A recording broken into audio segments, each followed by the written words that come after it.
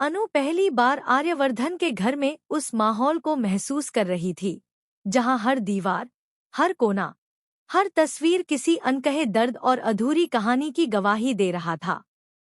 उसके दिल में बेचैनी थी, दिमाग में ढेरों सवाल। वह सीधे गायत्री देवी के पास पहुंची और लगभग कांपती आवाज में बोली, माँ, मुझे राजनंदिनी से मिलना है। और आपने मुझसे इतनी बड़ी सच्चाई क्यों छुपाई? उसकी आंखों में उलझन थी, डर था, और साथ ही किसी अनजाने डर का बोझ भी।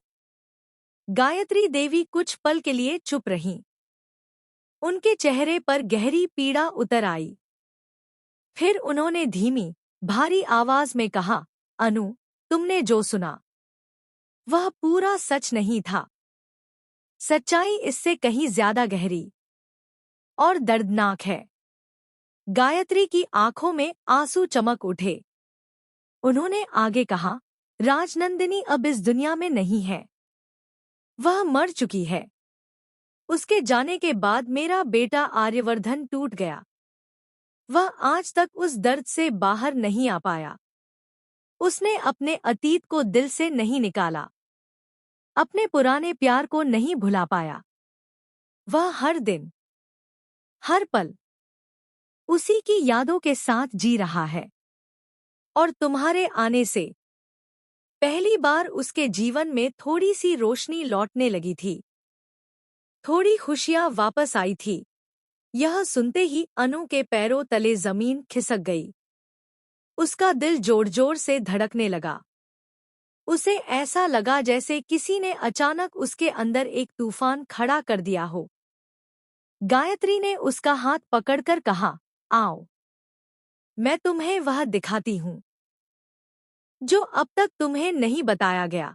वे धीरे धीरे उसे उस कमरे की ओर ले गईं, जहां शांति, उदासी और स्मृतियों का साया पसरा हुआ था।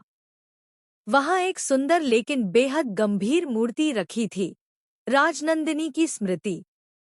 उसके चारों ओर सफेद जैस्मीन के फूल सजाए गए थे। वही फूल जिन्हें अनु पसंद करती है, वही फूल जिन्हें राजनंदिनी भी बहुत चाहती थी। अनु उस मूर्ति को देखते ही जैसे स्तब्ध रह गई। उसकी सांसें रुक सी गईं। उसके दिल में अजीब सी घबराहट उठी, जैसे कोई पुराना घाव एकदम से खुल गया हो। उसकी आंखों के सामने अचानक कुछ धुंधले दृश्य आने लगे, जैसे धुआंसा उठ रहा हो, जैसे कोई पुरानी कहानी उसके भीतर से पुकार रही हो। उसका सिर भारी होने लगा। उसका दिल कांप उठा।